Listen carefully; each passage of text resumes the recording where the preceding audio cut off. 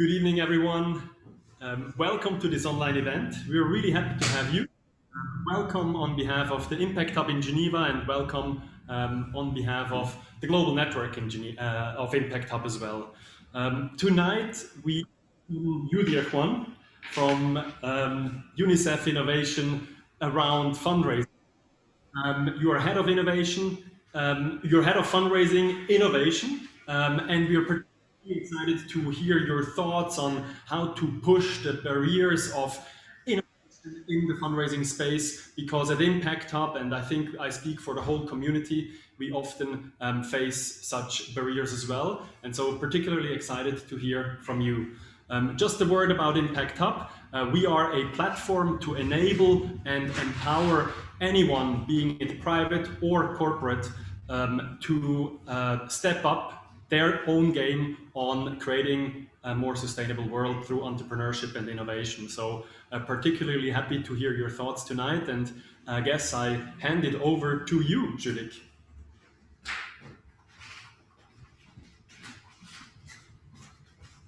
Thank you so much, dear public.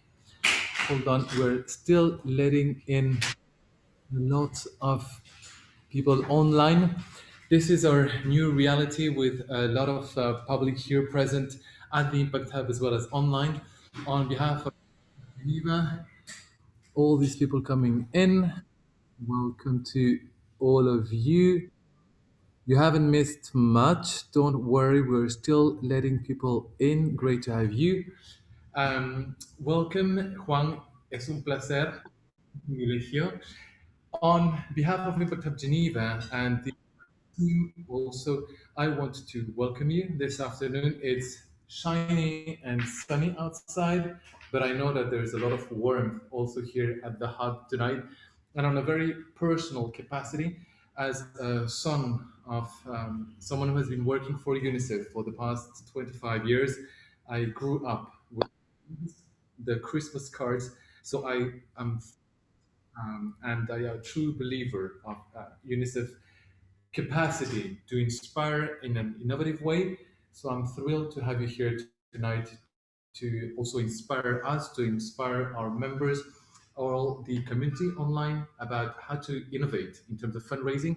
I know how challenging it is, especially after an entire COVID year where funding is something that has been a huge challenge and sometimes an obstacle also for a lot of different projects. So I'm really happy and touched that you found the time to be with us tonight between your different travel plans and a very heavy schedule. Juan, thank you so much. I give you another floor. With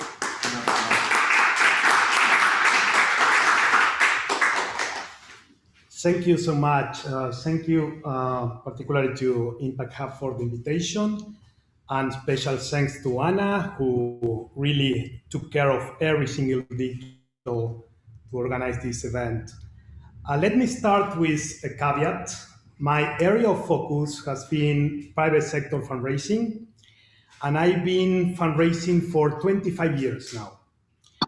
And I'm leading the innovation program that we run at level.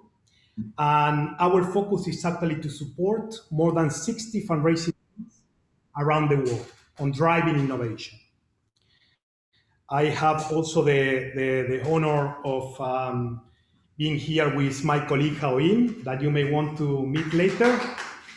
She is part of my team and my right hand. Well, actually, she's my both hands, but yes.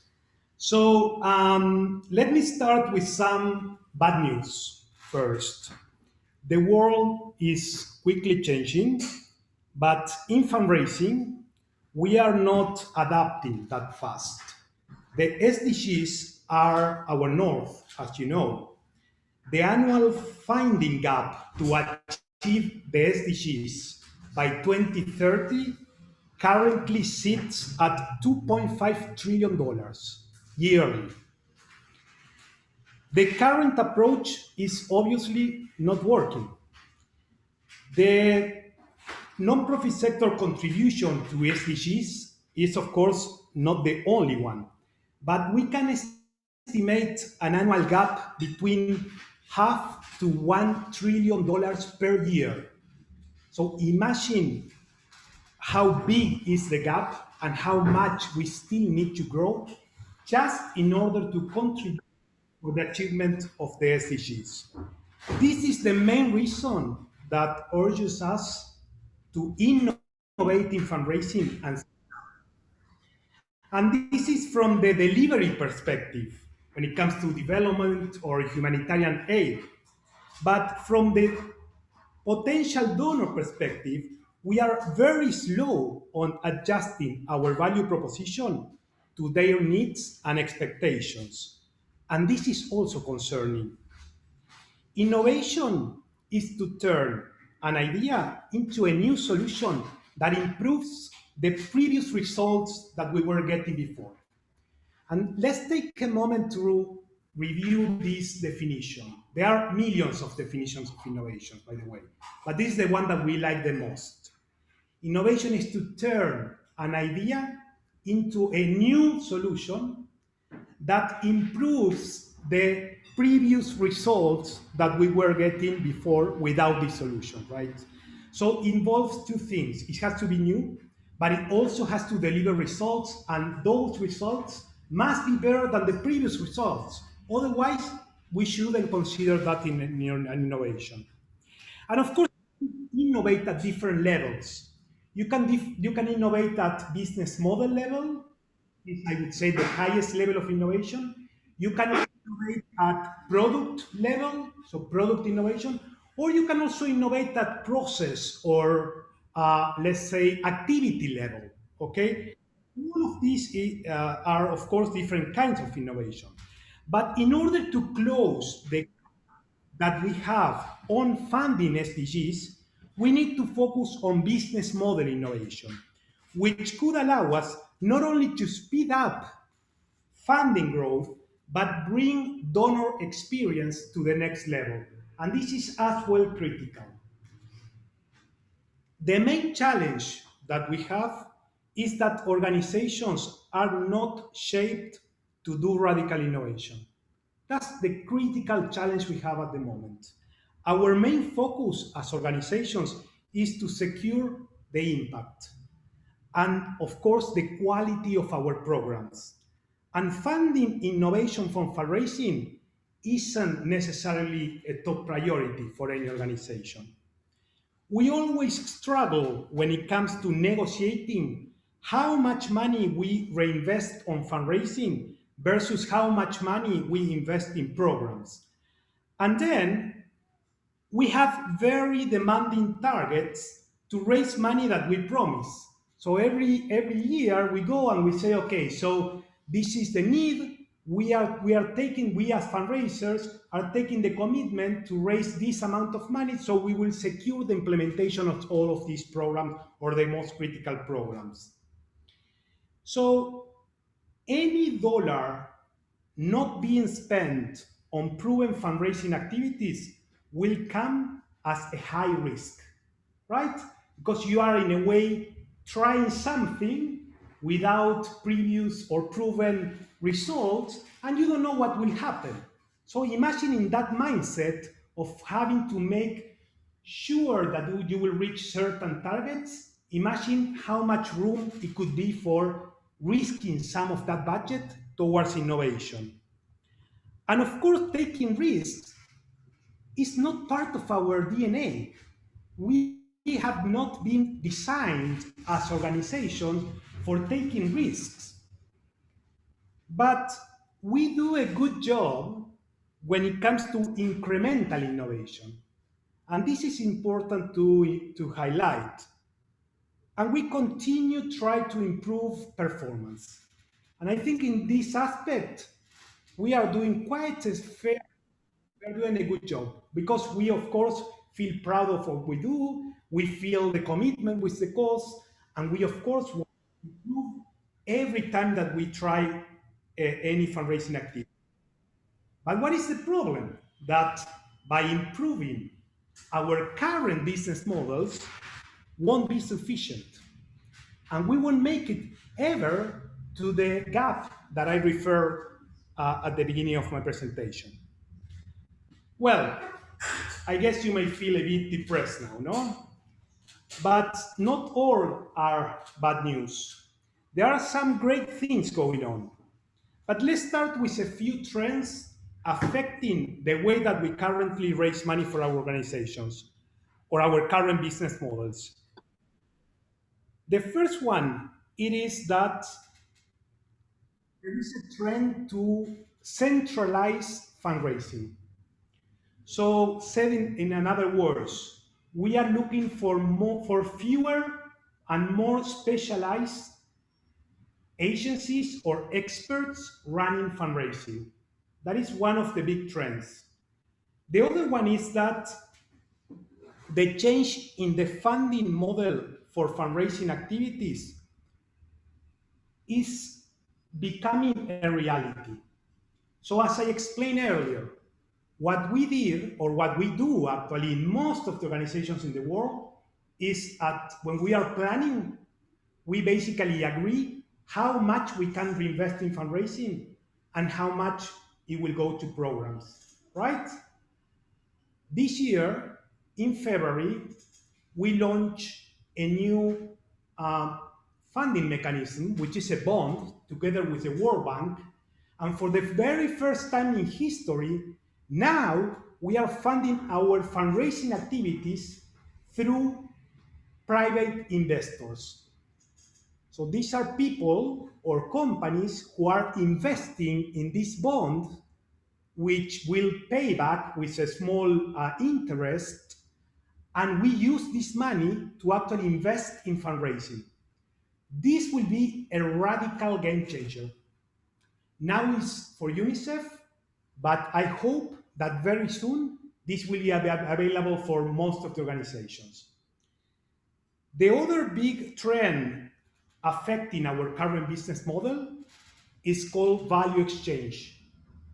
And value exchange is when you stop thinking about the charity paradigm, when you stop thinking about people donating, and when you start thinking about what do I have as an organization that I can give or that I can support people, and they see the value of this support and they are willing to contribute back to the organization. There are many subscriptions, for example, in this area. Subscriptions where you can receive a training, where you can receive a product, where you can receive access to different events, etc., etc. This is a kind of a value exchange model. Actually, there are plenty of organizations that are trying, but this is growing 3 times more than whatever donation activity. And the last one, which is for me one of the potentially most important trends affecting our current business model, it is blockchain. And I'm sorry this will be the only buzzword that I will use in my presentation, but it's a reality. Blockchain is here and is here to stay. And blockchain will demand a way higher level of transparency, not only in the way that we raise money, but also in the way that we spend money. And this will, of course, change completely the rules of the game. Innovation is, on top of everything else, a mindset. And it is the way we approach challenges or problems. So if you have a problem or if you have a challenge, and I'm pretty sure that nobody here has any problem or not any challenge, but let's say people connected online may have it. If you have it, you must innovate, right? But of course, there are different ways to innovate. The problem is that when we think that with a brainstorming, we will fix it all. So we have a problem, we have a challenge. So what do? We do a team meeting. And then we start brainstorming and we say, oh, let's do this, let's do that, and then, let's try with this one. And what is the problem? The problem is that we normally fail in this process. Why? Because we haven't followed a proper methodology to increase the chances of success of that innovation. But innovation, it is culture at the end. because it's this way that we approach these problems. And as any cultural change, it may take years to be fully embraced. So I prefer to begin with a few practical behaviors that we can all embrace tomorrow. And I like calling them the golden principles of innovation.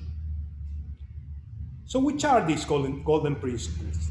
The first one, and then probably the most important one, it is to challenge and question why we are doing things in this way, or is this the better way of doing what we are doing? And that's for me one of the most important principles of innovation. If you don't challenge the status quo, you will never innovate. You will feel that you do things just repeating whatever has been done in the past without trying to improve what you are doing. The second one, a very important one, is to be data driven. And taking risks, of course, is fine. And when it comes to innovation, it is actually necessary. But I would say only if you take informed risks. It's not that you will go out and you will start taking any risk and it doesn't matter, you know. If I fail, well, I was trying to innovate. No, no, no. We have the responsibility of taking informed risks. So make sure that you review before starting a new project all of the existing data that you have, all of the previous performance reports, all of the different insights that you have from this audience. And of course, the next golden principle would be to be user-centric. And this is the previous one, because we normally start from an organization need. No? How many times we start our brainstorming trying to find out new ways of doing fundraising with something like, well, you know what? We need to improve our retention rate because many donors are canceling.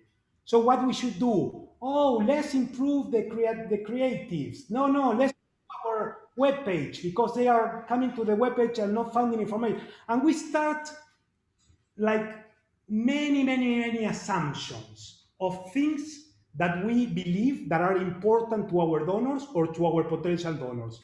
And this is a big mistake. We now have the possibility of getting potential donors' insights or user insights in a very easy manner. So that should be the starting point. But also everything connected to data analysis. I'll share with you something that is a bit of inside information in Unicef. The two most successful products that we have at this moment have actually followed a very disciplined methodology to not only to develop, but also to pilot them. And this is very important. And I have to also recognize that in our portfolio, we don't have any other successful new product that we have launched in the last years. So maybe it's not enough to say this is enough evidence to say that you must follow a certain methodology if you want to come up with a good value proposition or with a new product. But let me tell you that the difference between our previous products and the new products that we are launching following this methodology is huge. Almost, in some cases, almost 6 times better. The next golden principle is to be, and being agile means to work in short iterations. So instead of having everything ready until launching a new initiative, we should prioritize MVPs, minimum viable products, and test them. And then we will get the feedback, we will improve whatever we are working on, and we will launch it again. If we work with short iterations, that will save us a lot of time and money. The next one is to collaborate and ask for help. I have another bad news for you. We cannot be the experts on every single area that we work on. I'm sorry to say, but normally we believe that we are. Normally we believe that we are in a better position than anybody else in the world to develop a new product, to produce any innovation. And we are normally wrong. So find first who are the experts on this area that you are willing to innovate and invite them to join. Most of the people, most of the companies are very happy to contribute, especially when it comes to innovation. So go and ask for help, but also ask for help from other organizations. There are many organizations in the sector that believe that it is only by collaborating and by sharing that we will change the world, because they understand that only one organization will never make it. So collaboration, but it's also critical for you to collaborate with others. It's also critical if you have the opportunity to give a hand, to basically share your expertise with other organizations that are looking for help. And the last one in this list of golden principles, it is to avoid reinventing the wheel. Uh, Check existing solutions before you start a new one. If you think about it, innovation and knowledge sharing are actually two faces of the same coin. Because if innovation is about to turn a new idea into a solution, it means that you start with identifying a problem, and from there you will start looking for solutions. Some of these solutions may already exist, so why to try to create something new? Let's use whatever exists that you know that is working well. That's why knowledge sharing is so critical in this equation. All right. Um, I think I will stop there. I have some more to cover, but given the time, I will prefer to stop there and open for some questions. Thank you. So if there are any questions here in the room, I would gladly give the microphone. Felix? Thank you very much for the presentation. Very insightful. I heard a lot of jargon from the private sector, also from the startup world. We know design thinking is a great tool for us with small projects, and of course we were also aware of that Unicef, as innovative as you are, you use that methodology among others. My question is, if you are now launching bonds or have launched bonds to fundraise, really a private sector vehicle to raise funds, what does the future of fundraising look like for you? Is this merging together with that investable projects become more entrepreneurial themselves so that they can pay return on investment? What is the future of fundraising in your view? Yeah, well, that's a very good question. I do believe that we will sooner or later merge with I will say, the social entrepreneurship movement. Because the main reason why we haven't is because of this aspect of what do you do with the net revenue, right? In one case, you secure your stakeholders that you will reinvest in the cost. In the other, you will actually create some profit. But definitely, when it comes to funding mechanisms, I think that we will eventually compete to many of other companies. And we have an additional added value, which is that when you are investing in what we call a social bond, you can also improve your brand positioning. So a company investing in a social bond will actually be able to communicate this to their customers, and customers will probably feel more engaged with that brand. But let me tell you something. There are not many differences between fundraising business and the private sector business. I mean, it's all about what's happened next in terms of distributing the gains, but it's not much about the way that we implement and we develop our strategies and the way that we invest. We use the same rationale, we use the same logic, and we actually learn a lot from the private sector, and we work together with many companies in the world to actually improve the way that we are positively impacting the life of children around the world. So for me, this is currently emerging. And there is another thing going on there that I think is important to mention. If you think about it, 30 years ago, 40 years ago, the world was divided between the poor world and the rich world. In the poor world, there were all of these countries needed for help. In the rich world, there were all of these people and companies capable to actually donate. So the perception of the need at that point of the history, it was very far away from me. Nowadays, if you think about it, the need is next corner, if not in my own house. And this is also changing the way that we structure and the way that we think about how are we going to fix these problems. That's, for me, one of the greatest opportunities that we have as organizations. Because the more that we can connect with needs that are very much close to our potential donors, the better. And the more that we can connect those needs with our core mandate, the better. So think about what you can provide them. So instead of asking them for money, you will go and you will say, how can I help you? How can I help you? I'm an organization. I have this authority. I have this know-how. I have these tools. I have this technology. How can I help you for your needs in order to help you to solve the problems that you look around? This is a great, great area of.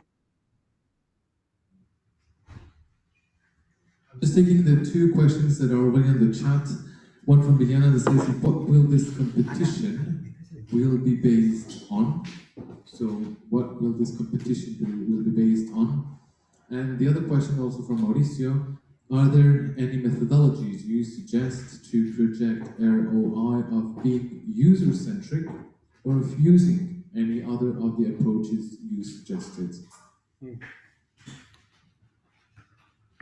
So, sorry, Julian, can you repeat me the first? What will this competition will be based on? Right. So I guess this is a question referring to the trend that I mentioned about centralization. And for me, competition, of course, there is a branding component on competition. And this is obvious. The best brand positioning you have, of course, people will trust you better, right? So that's, of course, one of the factors of competition. But the second and most important factor is basically how relevant you are in your value proposition to whatever pain point or gain point of your target audience that you are trying to reach. And this is, for me, one of the, if you want to focus on something, start from there. Start from a concrete pain point. That will for sure increases the chances of success of any innovation that you will do. And let me bring another example here. We launched 2 years ago. We launched a subscription in the UK that is called Paddington Postcards. And this product was basically designed based on one very strong pain point that we got from our target audience, which was parents with children between 6 and 10 years old. Which was this pain point? These parents were sharing with us that they feel that their children were living in a bubble. And it was very difficult for them to share with their children other realities without going into the mass media, which is very sensationalist or very, very tough for a kid. So with this pain point, we basically design this subscription product. You can pay monthly and your kid will receive one box with one postcard from Paddington Bear that will send you from different countries in the world. And in this postcard, there will be a child story about a specific problematic. And then in this box, you will also get, the kid will also get some activities to run to understand better this problematic. Let me tell you, this is incredible successful, incredible. Because now we are directly addressing the pain point and one of the main pain points that this target audience share with us. In terms of ROI and methodologies, let me tell you something. It is very dangerous if one of your KPIs when you are running fundraising is ROI, is return on investment. You must be sure that that's not one of the KPIs that you are basically committing to. And I will tell you why. Because by definition, you are risking some funding, some investment when it comes to innovation. So if you start trying to evaluate or to measure your ROI of each of these innovations, most likely you will fail. But what I will recommend you in terms of methodology, it is to actually assess the value of your whole innovation pipeline. And then you will have some successes, some failures, but overall, you can commit to a certain ROI. The problem is at the beginning. At the beginning, you have no track records. So my recommendation will be to get at least a 3 years period where you won't be measured by return on investment. But after that, make sure that you track every single project that you are implementing and you are tracing how much revenue, how much funding you are generating through this innovation. So you will be able to come up with an overall ROI. I will highly recommend you that because otherwise your innovation spirit and your innovation effort will be killed very, very soon. So thank you very much for showing your feedback.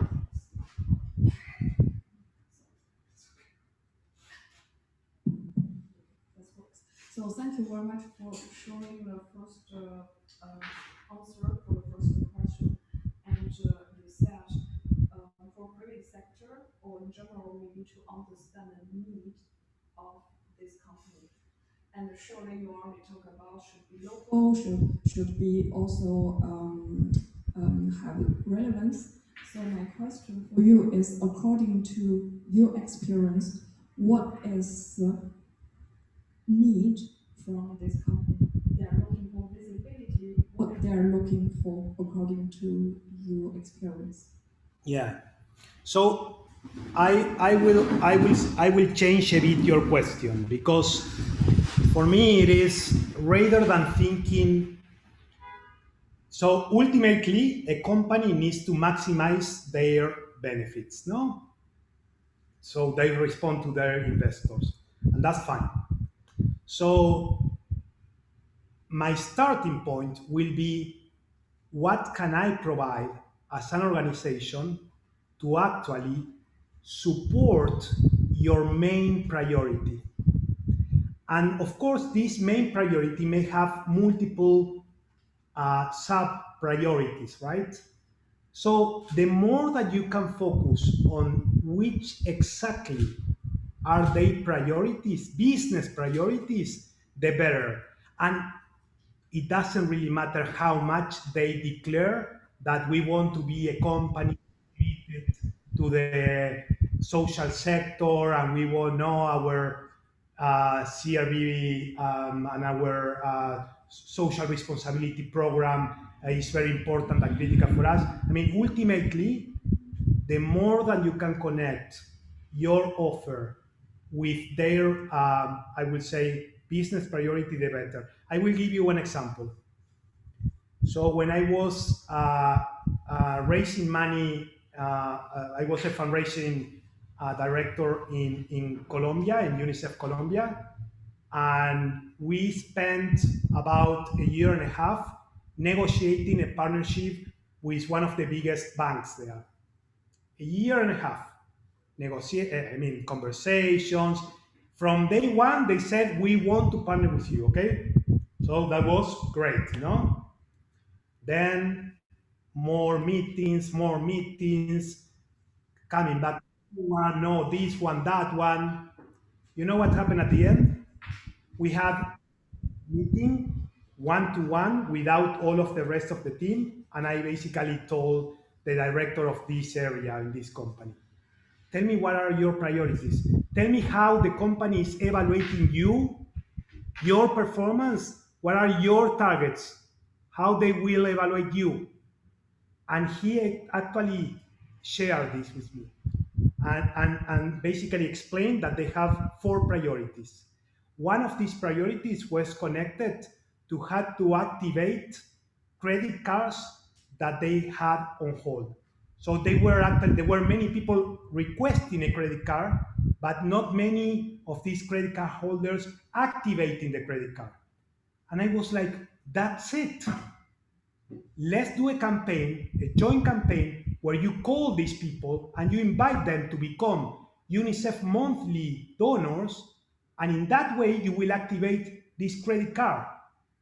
Well, they still love me, you know, because they understood that helping an organization in fundraising doesn't necessarily means that they had to only donate or contribute with funding for one of the very few projects that they would like to fund.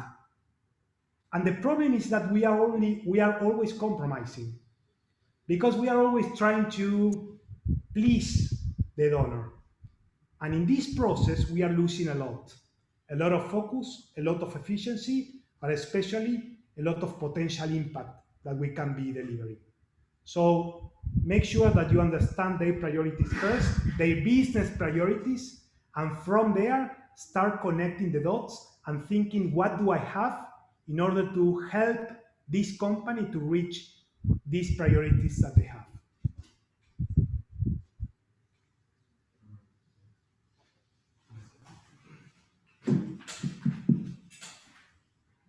Thank you all, Juan, Into the mic. for yeah. I know that the Unicef has a program and an innovation fund that explores the blockchain technology, as you mentioned before. And I want to know from you if your team is exploring the blockchain technology for fundraising and philanthropy donation, but also to use it for the bond that we are implementing, if it's going to be open for everybody or invite only. Yeah. Yes, thank you for your question. So the innovation fund that we have, called the venture fund, is run by the team in UNICEF working for program innovation. So it's not directly the work that we do. And one of the pillars of that program, it is actually blockchain. And it is actually how to use different blockchain applications, particularly to improve the different programs that we are running in the field.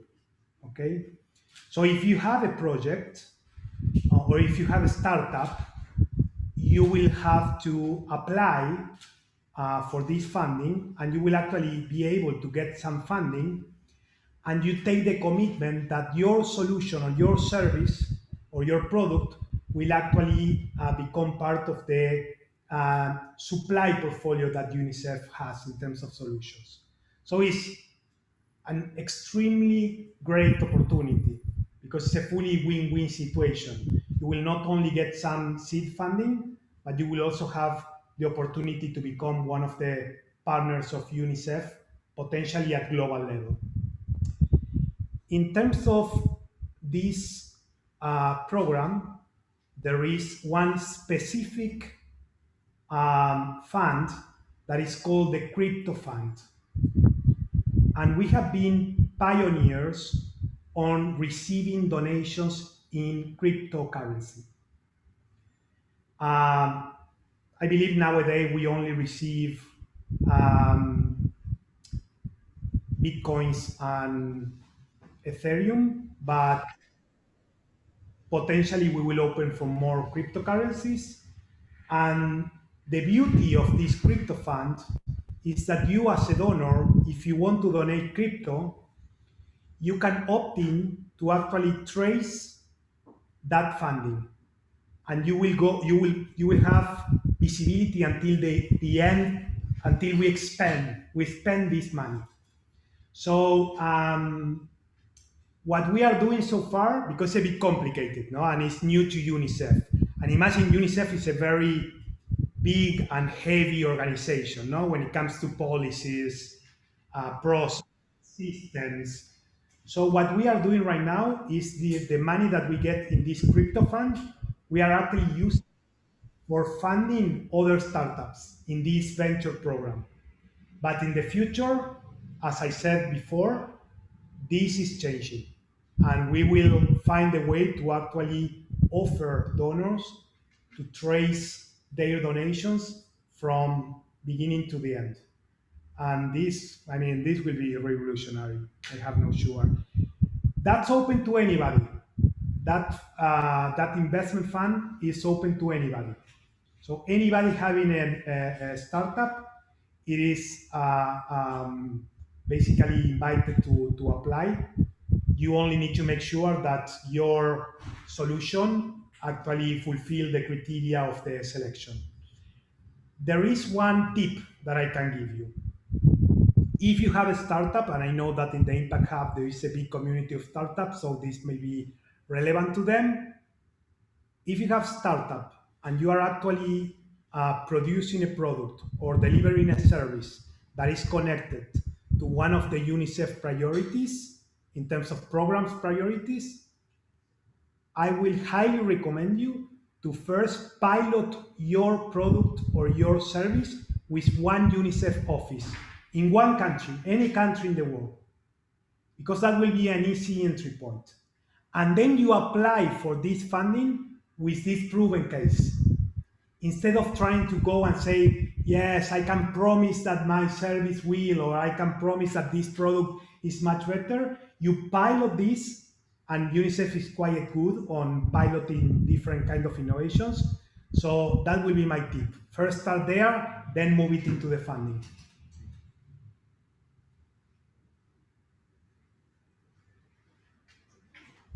Not sure if this works still. Red means better in that. No, red means it's Hello? yes. It works. Sorry about that.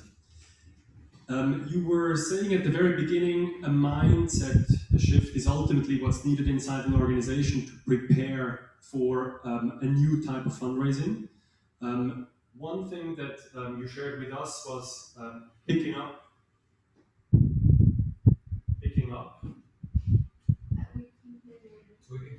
picking up on the logic of that actually we as maybe not fully, we as non-profits, let's say, if we then are, we also have a value proposition. So we can appear almost as a service provider to our funders. So the credit card example was one of them. Maybe it doesn't go that deep, but it goes in that direction. So there is a mindset shift there. We have something to offer to you. If I'm getting back to the example of the bonds, that to me is it seems like the end of a big innovation or like a cultural change as an ultimate thing, kind of. What are the targets that are the milestones that you had at Unicef until you put out the bond? What had to change? And maybe was there one moment that you said, okay, now it clicked by the right colleagues or by the right people in power? So actually, it worked. If you could just share. Yeah. So I would say a few elements. Of course, let me refer back to the golden principles because that's the behaviors, the way that you work that you will need to change, right? If you don't challenge the status quo, we will never end up with this bond or with this innovation. If you are not data driven, we will never be able to produce this bond. It was all about understanding this mechanism and how financing innovation works. So it's a lot about these golden principles. But then what was the tipping point? For me, as always, individuals. It's very few people that believe in the need, that understand the value of challenging the way that we do things, and that commit to do things in a better manner. And I will tell you one secret. Our secret component of our innovation program, and Hao-Yin can share much better this later with you, it is about focusing on supporting those who believe and those who want to embrace innovation. We do not evangelize. So if you are a leader or a manager in any organization, for any team, make sure that you spot those members of your team that are naturally, I would say, friends of innovation, and focus on empower them because they will be the ones driving the innovation agenda. It will never come top down. Never. At the beginning of our innovation program, we were following a recipe. So first, this big meeting with all of the directors of all of the countries of the world. No, you know, innovation is important. This is our vision. This is our strategy, blah, blah, blah, blah, blah. Nothing. You know, we were asking the leadership of our organization, how can we better persuade this leadership in the rest of the UNICEF offices of the world so they embrace innovation? Yes, there were a few that were actually moving forward. But you know what? Because they were already innovation champions, not because we convinced them. So we decided to completely change the approach. We decided to focus on first, target who were these believers. And then we opened to them and we said, how can we help you? What do you need from us? How can we mobilize different resources so you are able to actually innovate? And these people are the secret component of any innovation that we produce at the moment. So focus on people. Focus on those who are actually your best partners in crime for driving the innovation agenda forward.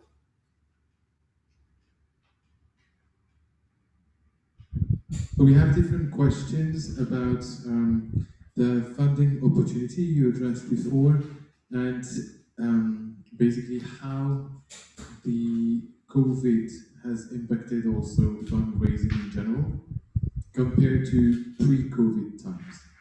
All right. And what is the question about the funding opportunity? No, you partly answer and how to apply to those. I already covered that. Okay. Well, so unless you want to add something else about no. Unless there is like one specific question, I think I cover most of it. Just before you start, a lot of people also thanking you for the highly inspiring presentation and the importance of collaboration. One of the comments was also if you could share one of of your achievements you're particularly proud of? All right. Okay, so COVID. We have our current fundraising portfolio when it comes to private sector. It is more or less 70% coming from individual giving, meaning people like you or like me contributing to Unicef, normally in small donations. And most of these funding source, it is recurring giving. So we ask people not to donate once, but to take the commitment of making a monthly contribution. The most important acquisition channel that we had at the moment that COVID began was face-to-face. So imagine how much COVID has affected our current business model. And in a few weeks, we had to completely reinvent it, our way to operate and acquire new donors. And of course, we move right away to the digital arena, which digital fundraising was very much, I would say, deprioritized, no? Because when you have something working well, it's very difficult that you add more things, not just in case. But when you have a crisis, suddenly anything else will become a priority. And we move quickly into the digital, and I need to tell you that last year was record year in fundraising for us. So, I mean, this one being one of the reasons, there are many other reasons, but I have to acknowledge particularly fundraisers that we have in 60 different countries around the world who quickly reacted to the new context and keep our fundraising programs live and running for the rest of the year. What is the innovation that I'm mostly proud of? This is a very good question.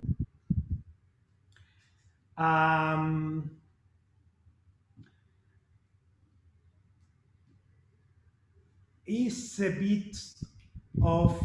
a bit embarrassing to recognize this, but the innovation that I'm most proudly about, it is one that I made 20 years ago.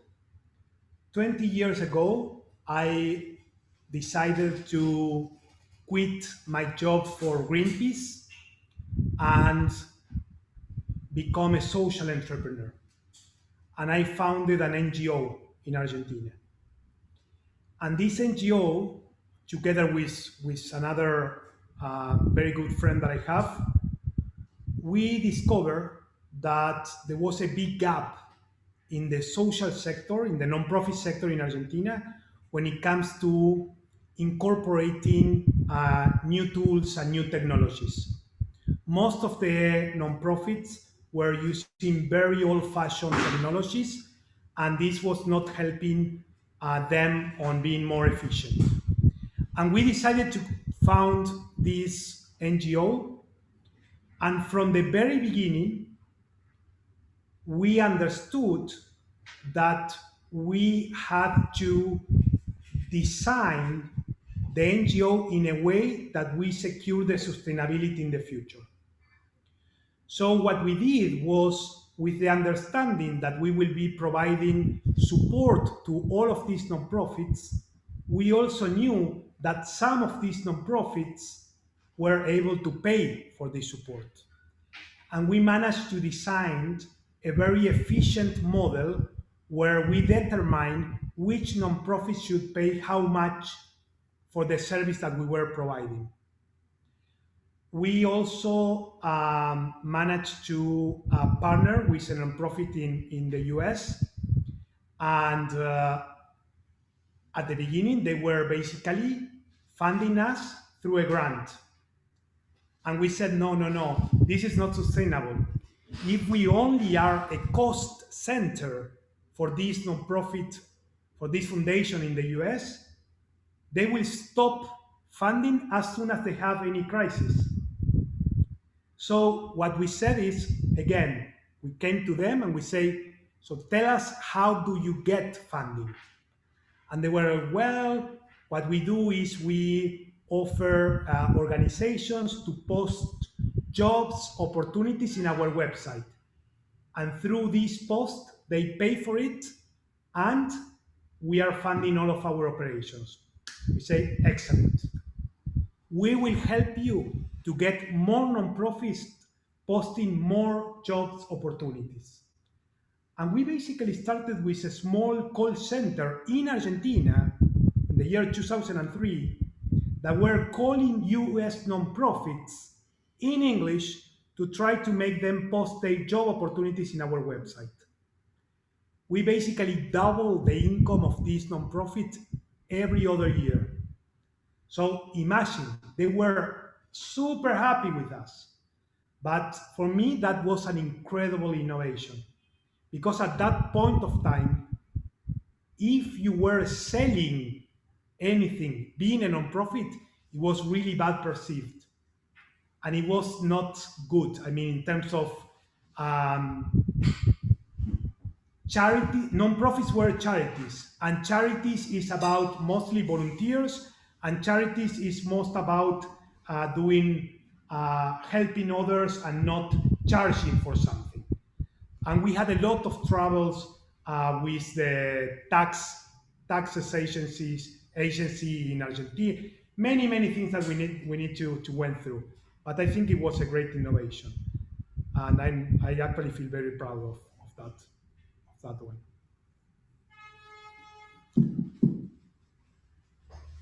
Very simple question. If some of us hear you and know that you work at Unicef, what do you tell to us if we say, yeah, but we are not Unicef? It could be that we are in the UN system and we say, well, our product is not so sexy as children, difficult to fundraise for. I hear it a lot, but I think it goes way beyond the UN family. It goes into our NGOs, our social enterprises, and our initiatives. So, what do you respond to us who say, yeah, but we are not Unicef? Yeah, no, and believe me, I got this question in almost every presentation, no? Particularly when I'm kind of presenting to small nonprofits, no? I would say two things. The first, of course, branding helps, of course, because branding drives trust, and trust drives donation. So it helps. But I have two, I would say, suggestions that will make you understand that branding probably is not the most important piece in the value proposition. The first one is that you may have an incredible brand, but if what you are offering is not addressing your potential donors' needs and is not relevant to these potential donors, it doesn't matter how good is your brand, they won't make a donation to you. And we tried this one. Because in most of the cases, what we try to do in the past when it comes to pitching to a potential institutional donor or corporate donor, it is trying to figure out which program, which project in our portfolio fits properly with kind of the projects that they were funding in their portfolio. This was the traditional way of trying to match it, right? And we tried to go and say, no project, just funding for UNICEF. No, funding for UNICEF, no. I want to fund one project. So this basically told us that branding is not all that you need. you also need a good value proposition. In this one, what for me is very important is that you really understand what are their needs and expectations in terms of potential donors or potential funding sources as well. And again, if you start your value proposition with insights from this target audience, I can make sure that you will succeed regardless which is your brand position. And I will give you the second one, which is actually very much connected to this one, but it's about storytelling. We actually ran a test where we do kind of an A/B testing. In the first one, we go and we just offer to become donor of, in this case, was another organization, wasn't Unicef, was SOS Children Villages that I used to work for. And we were basically telling, look, we are SOS Children Villages, very well positioned in this country. Everybody knows the organization. You trust us, and we need your help to provide support for these children that we are supporting through these programs, blah, blah, blah. There are 2 million children in this situation, and that's why you need to contribute. Story number one. Story number two. We made no reference to the organization. Hi, my name is Juan. Nice to meet you. I want to invite you to change the life of Peter. Peter is this small kid who lives in this rural area of this country, and Peter has joined us because his parents have abandoned him. But now Peter is in one of our houses, and we are making sure that Peter can attend school, have all that he needs to actually dream for a future. Two very different stories. The first one, very much leveraging on the institutional and branding side of the story. The second one, only leveraging on the human touch story. The second one was 3 times more successful than the first one. So I have evidence to show you that you can actually do proper fundraising without having a huge brand position. Which doesn't mean that any organization is capable of doing fundraising, because fundraising is a business. Fundraising is a business that requires expertise. You cannot improvise on fundraising, unfortunately. So what I will recommend for particularly small organizations starting this journey, it is to begin with those fundraising activities that are more simple than others. If you want to put in place an individual giving program, that will require a lot of capacity and know-how. Or go partner, go find the right partner. They may be a company willing to run this program for you, and it will be as good as you doing this. So again, coming to the golden principles, if you cannot do it, ask for help.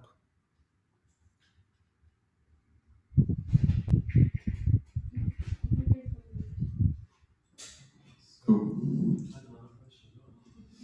are you a stake or shareholder in any of the UN compatible goals startups? And if yes, which one? And if not, why? If I am a stakeholder of, Or a shareholder in any of the UN compatible goals startups? no. Why? Sergio Madan, I don't know if you want to precise a little bit like or specify a little bit your question to Juan. And in the meantime, I'll give you the mic to Felix. Yeah, but the why is first, because I don't have the money. Second, because I cannot imagine. We cannot be shareholders of a company that provides services to our organization. So it will be a conflict of interest.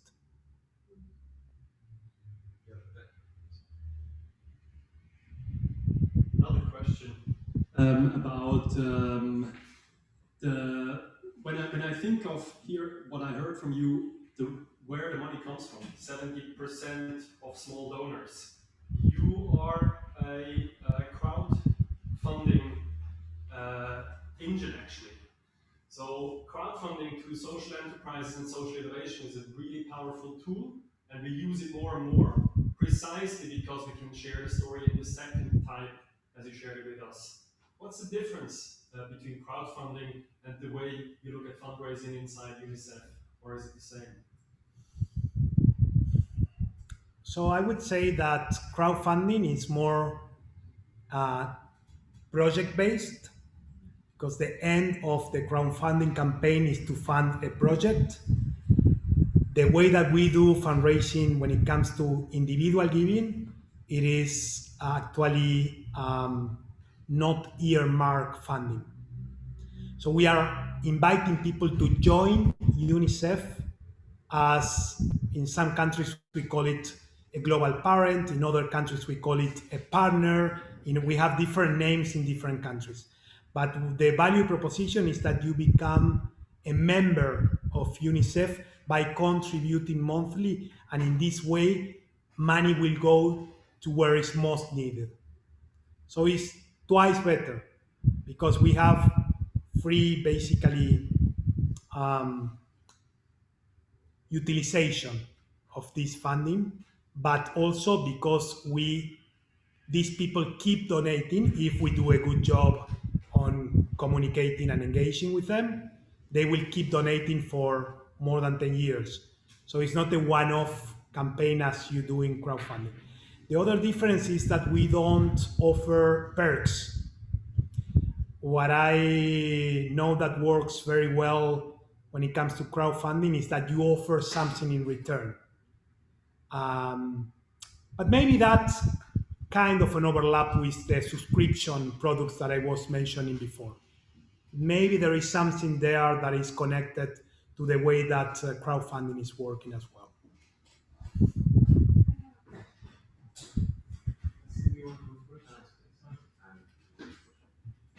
Thank you, Juan, for a very insightful presentation. I have a question. What would be your advice for organizations that have more structural limitations to work with individual donors and work with more traditional donors? What would be your advice to innovate for this kind of organizations? And also going back a bit to the beginning, that you really highlight how it has worked for your initiatives, following a certain methodology and being very disciplined and following these steps. What are those steps of this methodology? How would you describe it? Is it the golden rules that you were mentioning, or what else? I'm curious. Right. So the first one is, I don't think that these golden principles that in a way will secure this new approach to donors will change depending on the target audience. I think that it doesn't really matter whether you are trying to innovate for individual donors or institutional donors. At the end of the day, it's all about following this kind of new mindset. It's all about being user-centric. It's all about being data-driven. It's all about making sure that you are improving your business model in order to serve your funders in this case, or your donors better. So how to engage with them? I mean, it doesn't really matter where you are innovating for individuals or for institutional donors. You may want to embrace all of these golden principles anyway, no? And my recommendation will be conversations. Sometimes it's as easy as that. Instead, straight with the traditional formal route to donors. That is that you participate in the call for grants. You apply with the normal format. You do no, develop relationships. Start talking with them. Get them. I mean, they will need to trust you. They will need to make sure that you deserve their funding. And yes, if you want, go through the traditional way or the formal way of getting funding, and you will be competing with another 2 million organizations in the world doing exactly the same that you are doing. So my recommendation will do innovate in the way that you approach and you develop relationship with them, because they are, for me, it's a big opportunity. On the second one, yes, golden principles are behaviors that you can embrace in order to change the mindset and become more innovative. But the methodology that I'm referring to, there are multiple. There are many, many methodologies, and depending on the innovation, you may want to follow one or other. The most typical methodology that we use is called design thinking. And design thinking has 6 different stages. Well, there are different versions of design thinking, but has different stages where you start from exploration to ideation to implementation. I mean, there are different stages that we need to follow, and for each of these stages, there are different kind of tools that you can use in order to make sure that you complete this stage fully. I have some good news. We are working, so last year, it's important to highlight, last year it was the first time that we ran an open innovation challenge for fundraising for the whole sector. So we basically invited another 13 international organizations. I will say in total we were 14 out of the 20 biggest organizations in the world running this open innovation challenge called Reimagining Fundraising. I actually invite everybody to go and take a look, reimaginingfundraising.org. And we worked together and we collaborated to find which are the most innovative fundraising solutions for the sector. And we learned that by working together and by collaborating, we actually got much better results than the previous experiences that we had running these processes within Unicef. So let me tell you, at the end of the day, it's all about collaboration. And again, and this is my every night nightmare, we need to speed up. If we continue doing things the way that we are doing right now, we won't not only not reach the SDGs in terms of the funding gap that we need to fulfill, but also the most important problem is that there will be so many people suffering in the world. So let's take that commitment. Let's make sure that we understand that it's only when you collaborate, only when you contribute, only when you share, and only when you participate that we will be able actually to drive change for the world.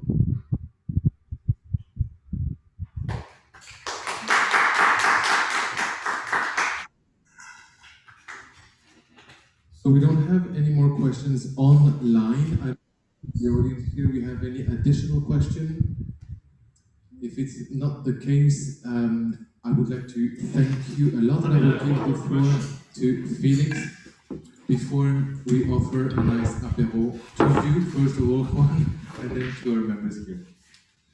Yeah, just to iterate, this is a great learning for us, hearing from you, from your experience, and for the camera, exactly. That would be great. thank you so much for having been with us for the whole hour and actually longer. Maybe the question that I would have for you would be, you might be aware of the Building Bridges Week. The Building Bridges Week that in Geneva happens once a year. This year it's end of November, where the UN... I participated in 2 years ago, I think. It was here in the next to the river. Exactly. This big... Exactly, and this time it's going to be even closer to the UN. It's going to be at the Graduate Institute. Again, there is a lot of effort being put into together the right content. So the Building Bridges event bridges the finance Geneva, who wishes to create more impact, with the UN, who wishes to have more resources. So as a spearhead of innovation, Unicef, I'm just wondering what Unicef might want to bring this year or in the coming years to that event to actually thought provoke and thought lead on this important topic of fundraising. And I think we're all going to looking forward to it. So it's an open question. You don't have to respond it, but No, because it's being recorded. This, I think, so I won't take any future commitment. Exactly. Yeah. But just would like to thank you again very much on behalf of the whole Impact Hub Geneva organization that you took the time to share your experience with us. No, my pleasure. Thank you for the invitation. Thank you.